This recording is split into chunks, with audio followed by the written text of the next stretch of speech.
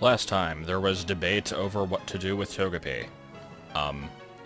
In the meantime, here's what happened. I had to, reload the old save from before I fought, Jupiter, or whoever her name was, and, got through that excellent Skuntank battle a second time.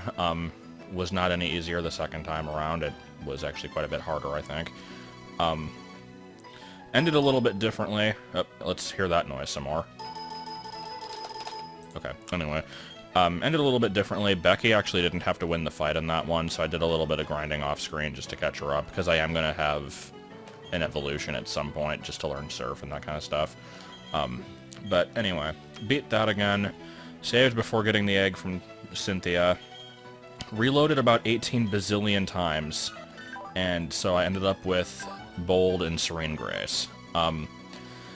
It was not easy. I had, probably about 8 hustles in a row before I realized that there was probably something messing with the RNG of this, and so I, like, actually did a proper soft reset and didn't just reload the save state. And then I got a bunch of Serene Graces in a row, which was good for me, but they were all, like, adamant and jolly and brave and, like, really shitty natures that didn't benefit it in the slightest, so eventually got Bold, and I was happy with that.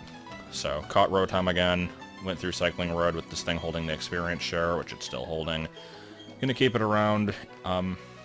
Currently, it has only one move to speak of, which is about as unreliable as you could get, but I'll take it. Togepi's a little different from other baby Pokemon in this, because it actually does have kind of a move pool, believe it or not. Not anything too great, mind you, but it does learn things, which is more than I can say about any of the other Pokemon I have, so it'll prove its worth eventually. But anyway, we're gonna go ahead and explore this route, because there's stuff here. What stuff, I'm not exactly sure. Just some items. There's a cave, which I might not be going into. No, I will be, but probably not particularly far. What's your story? Okay, now that only makes sense if you have a bird's eye view of the area, so yeah. Anyway, gimmick of this place is, I don't even remember what the hell this place is called. Lostlorn Cave? I think it's, no, it's Lostlorn Woods from Black and White, and then there's like the Terminus Cave from X and Y, and then there's Terminal 7, and I don't even know, so we'll figure out what this thing is called in a minute, but first Geodudes, which I probably could beat for the experience, honestly. Oh yeah, a couple times Togepi hatched female, and if I had gotten a female one with a decent ability in nature, I would have stuck with it, and not sure what I would have called it, if not Sponge. Because I usually do like my teams to be kind of gender balanced, and I am definitely leaning towards male in this playthrough so far, so I don't know if I'll specifically go out of my way to avoid that, or if I should just not give a shit. I don't know. But anyway, here is a Hicker. His name is Theodore, which is a good name for a Hicker. Oh, by the way, I have to point out, copycatting Screech onto the Skuntank and letting it damage itself with Confusion was actually a very viable strategy during that fight, but it wasn't really reliable. Anyway, new move. I am not gonna say no to this move, even though it's gonna turn this thing basically into Caroline version 2, but let's go ahead and get rid of Growl, no reason to keep that. And you know what, let's try this thing out. Who knows, I could get like Seed Bomb.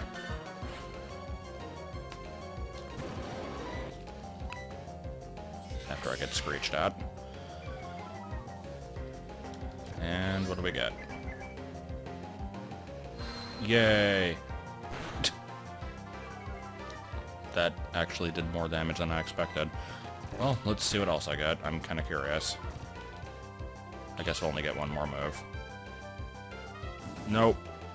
Unless we're going the, how to beat Brock through brute force when you pick, Charmander strategy. That's not really going to be working here, so let's just go back and continue Magical Leaf, and there we go. got here? Well, we have Gligar in its constant indecision over what color it wants to be. In this game, it decided to go with purple. In Heart Gold and Soul Silver, I believe it's pink. In Diamond and Pearl, I think it's a lighter version of purple than this one is. I'm not sure why Gligar can't decide what it wants to be. But, because I feel like mentioning it and don't know what else to talk about at this point, I will point out that Gligar is one of 3 Pokemon that was a dongle exclusive in Diamond Pearl and then became a regular Pokemon in this. And for those who don't know what dongle means, because I briefly mentioned it last time but didn't really go into great detail, it's just the term for when you have a GBA game in the system. In this case, it would be Emerald. But anyway, this place is kind of a pain in the ass. It's very labyrinthine. Like, it's pretty much a straight line, just with random dead ends branching off of it, from what I remember. But it's annoying to get through. I do have the Flash TM, and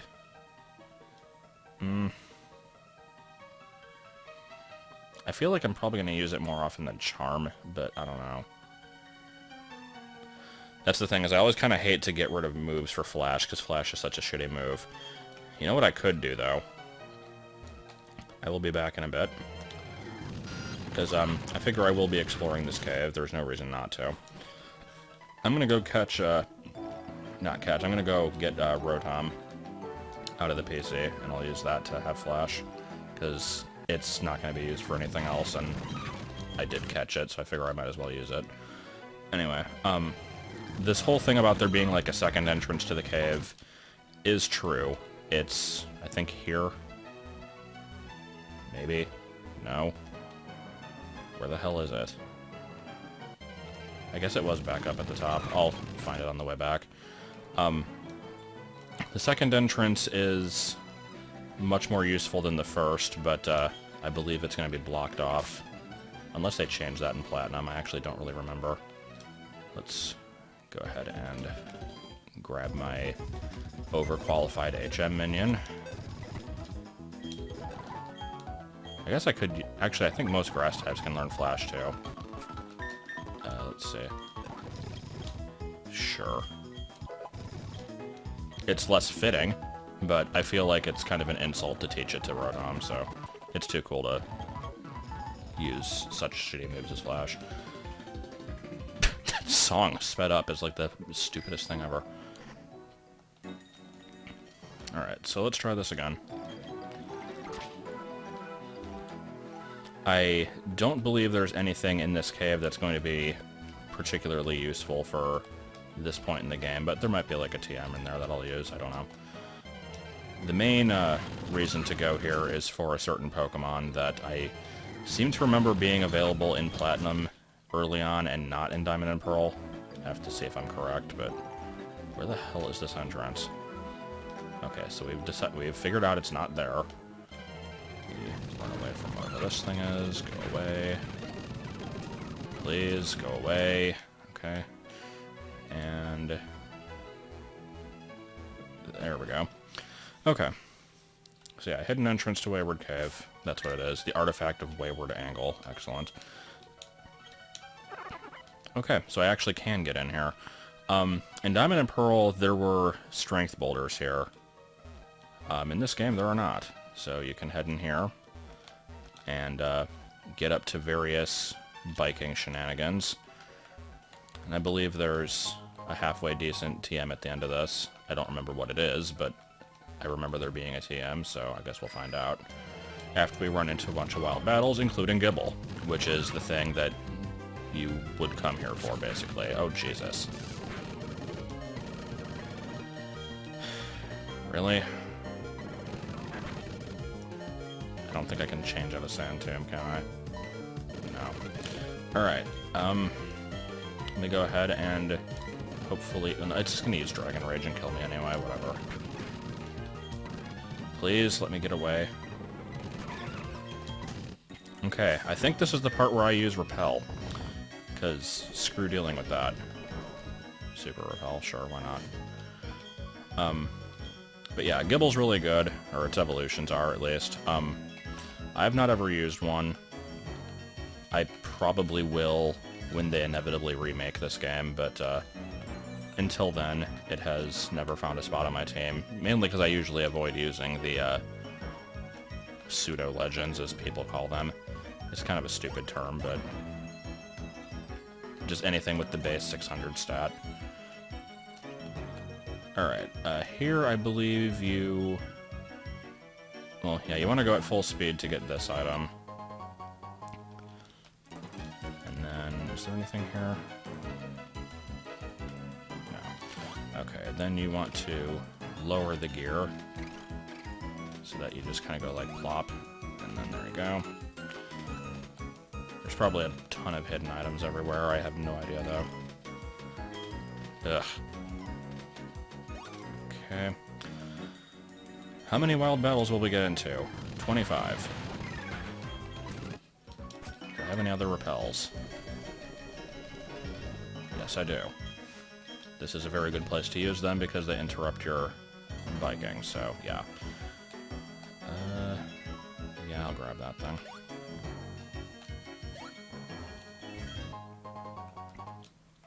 What does Grip Claw do again? That's for, like, boosting multi-hit moves, I think. Yeah. I don't believe any of my team members have that. Lugosi did have Wrap at one point, but I deleted it, so not going to be useful to me. How do you do this again?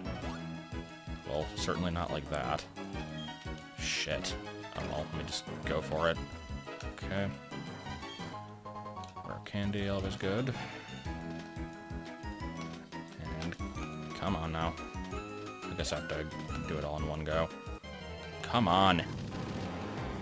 How was that Onyx there? Oh, let me just back up a second here. Goes at full speed. Suddenly, giant 18-foot rock snake. This game is weird. Okay, so I guess we just circle around then. Make sure there's no hidden item here. Okay. And what do we get for all that?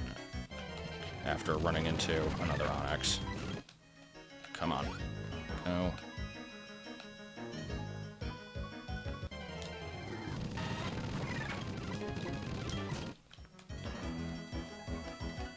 See, I'm like terrified for when I get the item finder, and at the same time, I can't wait until I get it. Ooh, that's actually a really good TM.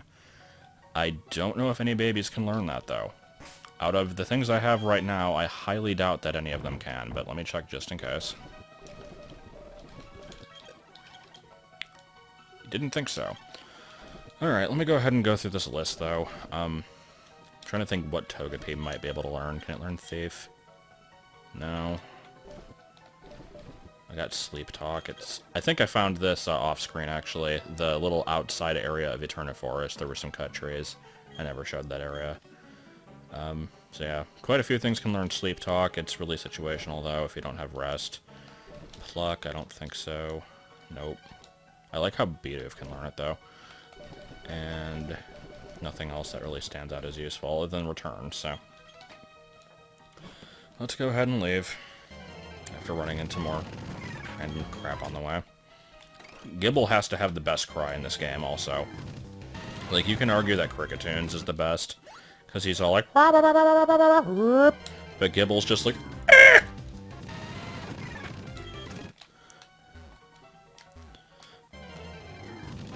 I actually remember seeing, like, when the games first came out, there was somebody who basically imported a full collection from Gen 3 and then caught all the new stuff within only a couple days, and basically did a video showing off the full Pokedex and, like, all the cries of the new ones.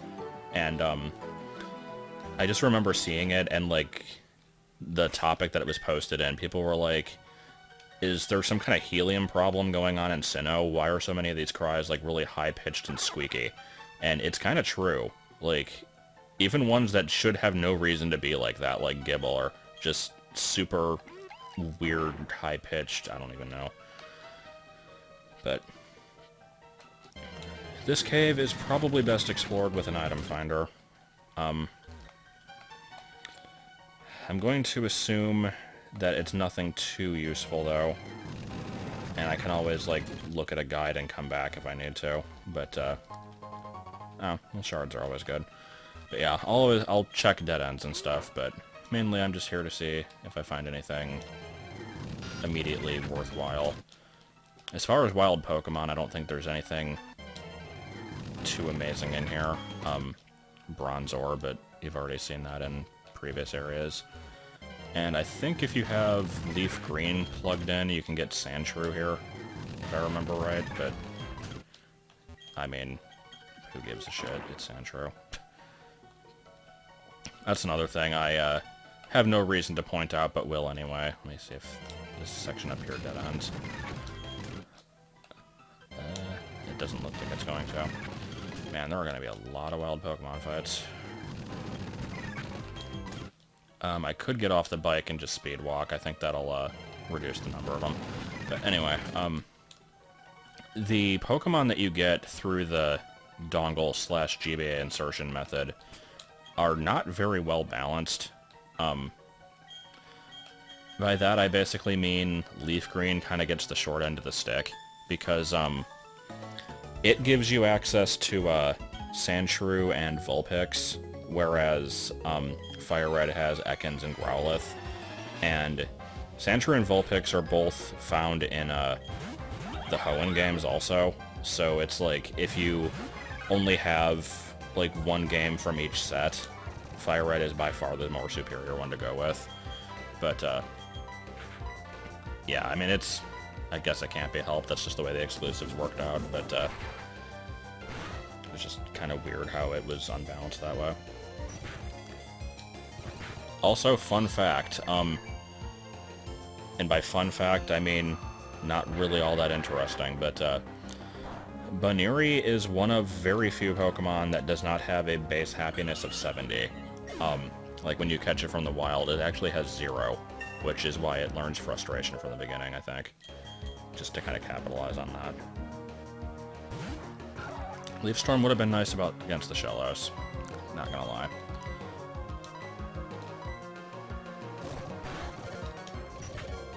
Also, I seem to remember this cave having, like... Oh, Jesus. Oh, wait, I forgot, Lugosi has Levitate. Not that it's doing much damage anyway.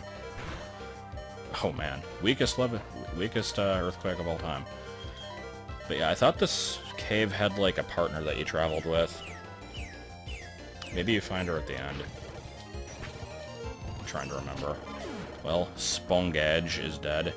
However the hell you pronounce that. I'm trying to remember what Pretzel calls Sponge. It's like Spongage or something like that. But anyway, Baniri, you get out of here. Yeah, this fight is not going as well as I would have hoped. Becky, get some extra experience. You can be useful.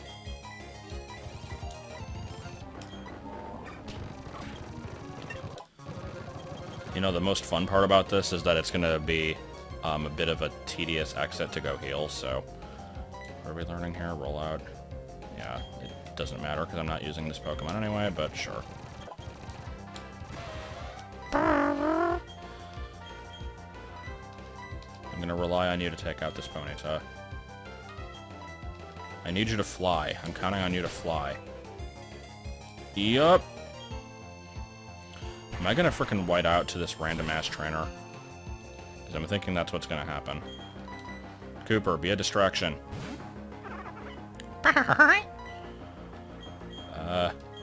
Quick, lower accuracy.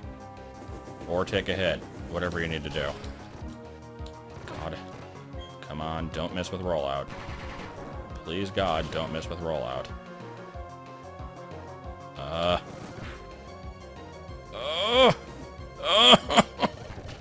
Yup, I lost to a random-ass trainer. Okay. So, this is the part where I pause the recording for a bit and come back and figure out how far it was since I last save stated. This has been a serious problem in this playthrough so far. Alright, we're back. A dinosaur story.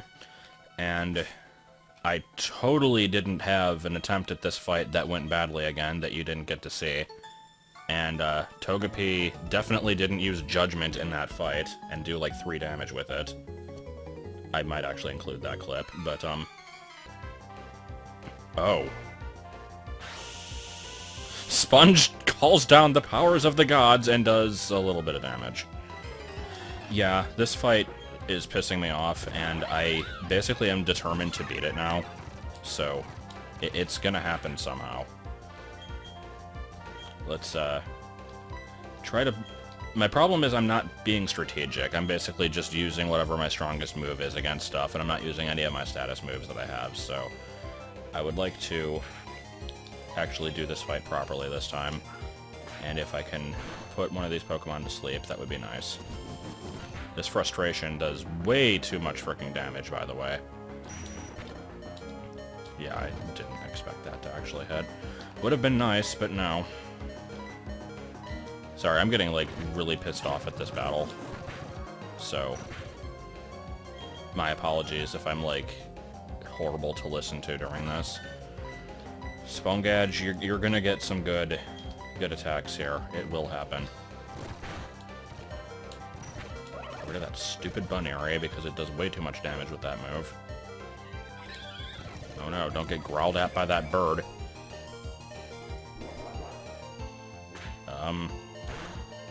Sure. I don't actually know what Revenge does. I'm gonna be honest with you. I think it's like it does extra damage if you took damage in that turn or something, but I'm not sure if that's correct. Alright, well, that was a waste of a confusion. Go ahead and just yawn for no reason and... Or, I don't know what I'm trying to say. Ignore me.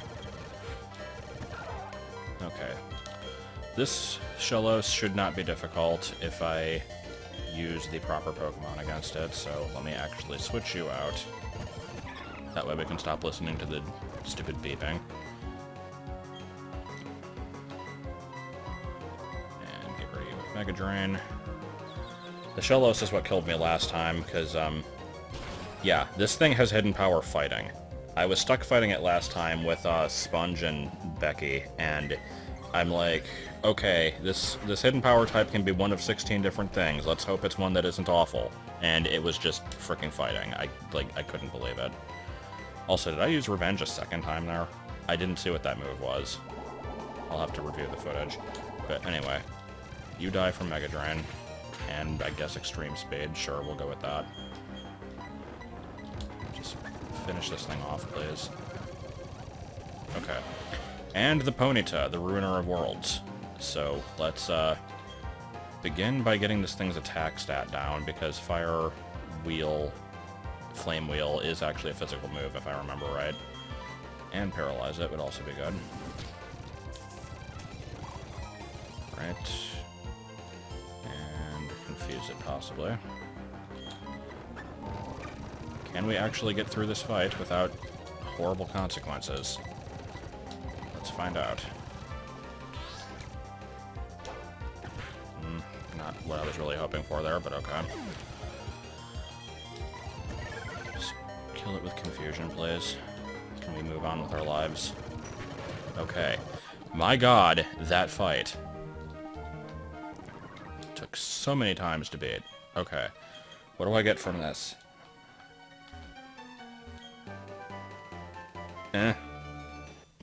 It's definitely cheap.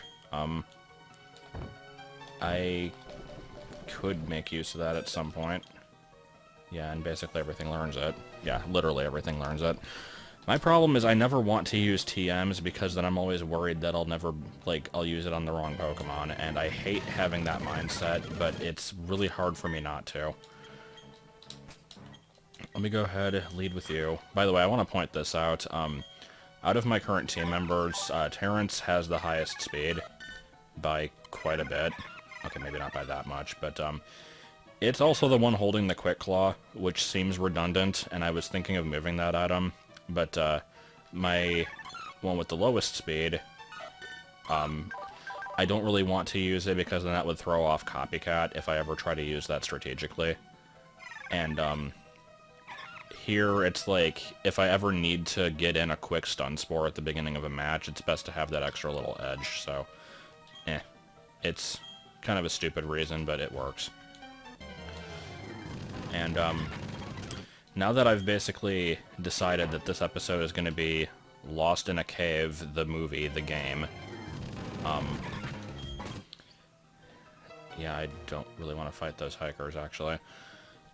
Then again, they probably only have rock types. I might be able to get through this one. I'd have to go back and heal.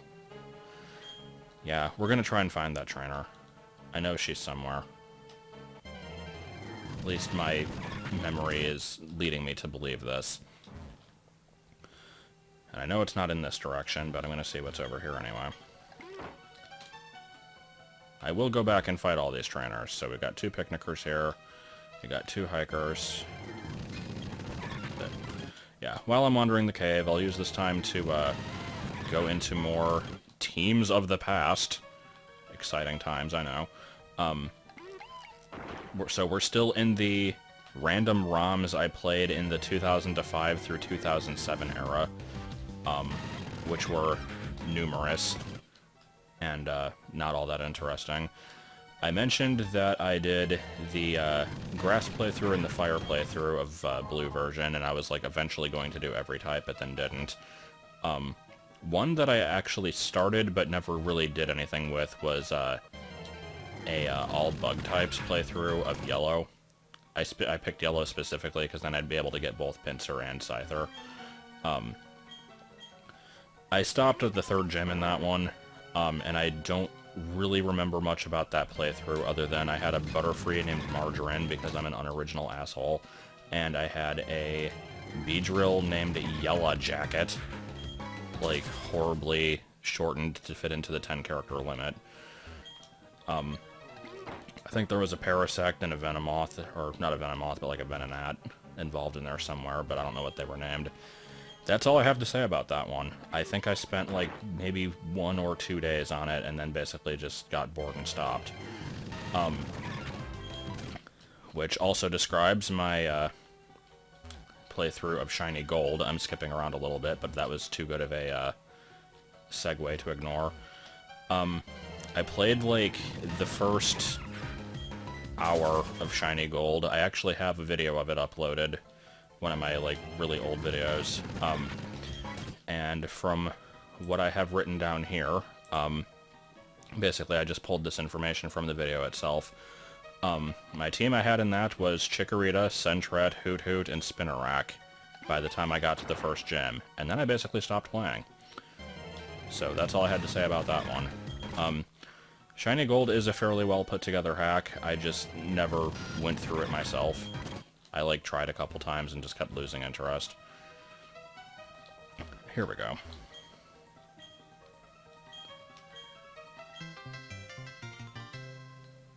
Yeah, more like I decided to keep her with me because she has a never-ending supply of various healing items, so that will help me quite a bit. So now I don't have to worry about dying from everything. Plus, free Kadabra. Anyway, let's actually head back.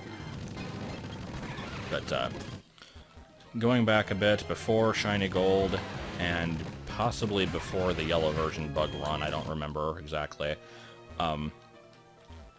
I did Emerald 386, and that is also another game that I had showed off in my very early YouTube videos, and actually one that got me a fair amount of views for whatever reason. That one was... Basically, the circumstances behind that game were, oh wait, is this the guy that says... No, I think he has, like, a quote that I like after you beat him. But, basically, I picked that one up in the middle of the summer. This was the same summer that I had to go to summer school for, God, what was it? World History was one of the classes. I think the other one was, it was like health and nutrition or something like that. Some stupid shit like that. And just for the record, a lot of people hear summer school and instantly assume that you, like, failed a class or something. That wasn't the case. I just didn't have any other time that I was able to take it. Like, I needed to graduate. There was no way to fit it into a schedule otherwise. But anyway, yeah, it was basically the summer that I had to do that, and I also had mono, which I've mentioned before. This was quite a while before my first kiss, so I don't know where that ever came from, but getting off of that subject, basically it was just something I enjoyed playing. Emerald 386 was pretty much what it sounds like. It's a ROM hack of Emerald that has everything available in it. That's basically it. It didn't change anything with the teams or do anything particularly interesting, but I enjoyed it for what it was. And basically my playthrough in that was using a team of all Johto Pokemon, because that was still during my time when I was like the Gold-Silver fanboy and thought that they were the best games in the series, blah blah blah. So here we have our first cancelled evolution. Hold on, let's see. Yeah, I like this guy. The dialogue kind of makes him out to be a bit of a loser, but I still agree with his sentiment, like, trying to collect them all without anybody's help. Like, that's kind of my thing. So he's cool. But anyway, what was I saying? My team in that game was, partially similar to my original Silver team, which is kind of stupid, because nowadays I try to avoid using the same Pokemon that I've used before, but back then I didn't care. Really, though, there were only two that were the same, though. I had Typhlosion and Bellossom. And then besides those two, I had Skarmory, Heracross, Quillfish, and Porygon 2. I rather enjoyed using Porygon 2. It is actually one of my favorites. I did use another Porygon later on in a different game. Quillfish is just one of those Pokemon that everybody, like, remembers specifically because it's completely unmemorable. And it wasn't great, but it wasn't bad either. I kind of liked it, so Quillfish is cool. But yeah, that playthrough, I spent a very long amount of time getting a living dex in that game. That was the first time I ever did that. Like, I had completed the Pokedex in previous games, but never, like, had one of each evolutionary stage.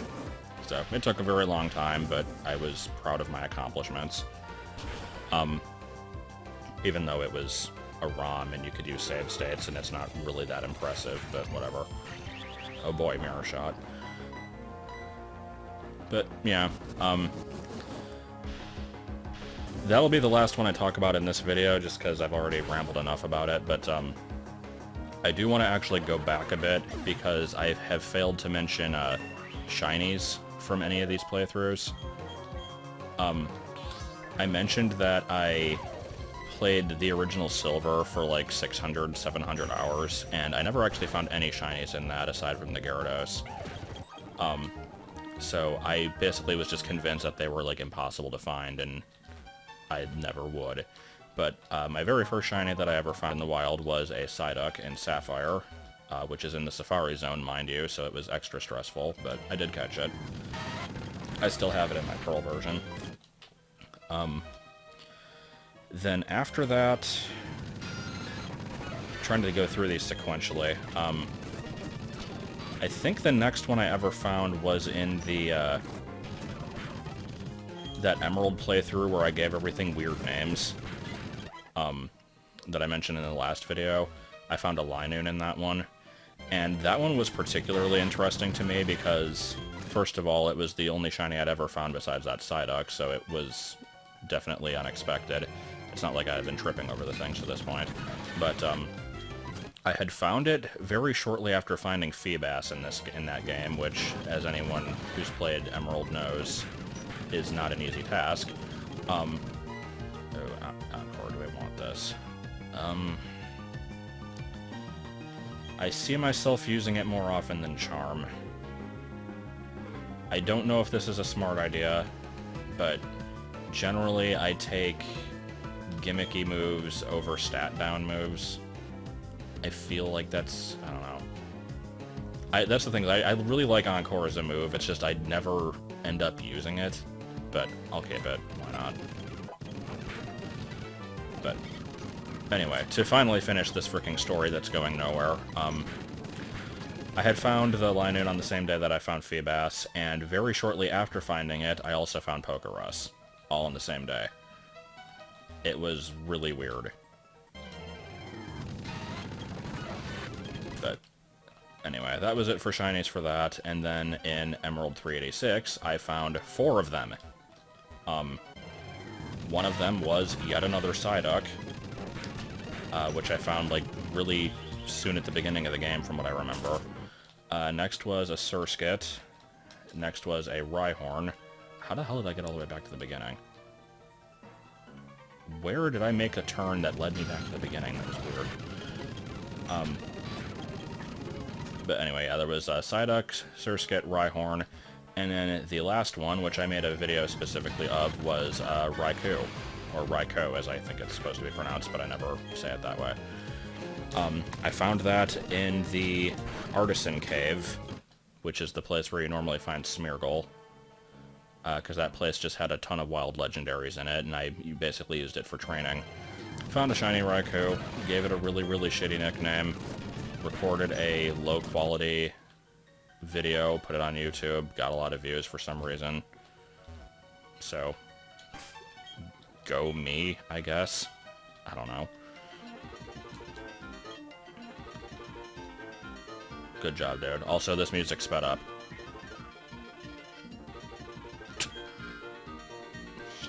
I can't eat beer here, give me gas. That was my not supposed to be Cartman voice, but it turned out being that somehow. Well, that Geodude's dead as shit. Oh, how much damage did that do? Not too bad.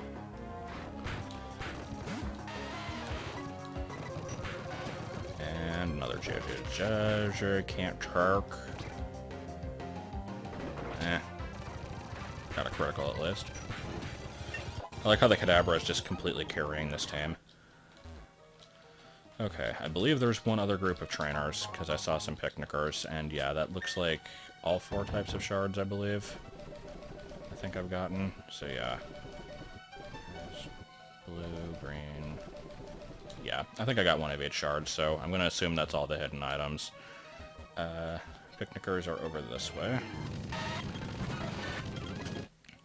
And then we can finally say goodbye to what has been a very shitty episode. I don't really have any good reason for why this one turned out as bad as it did.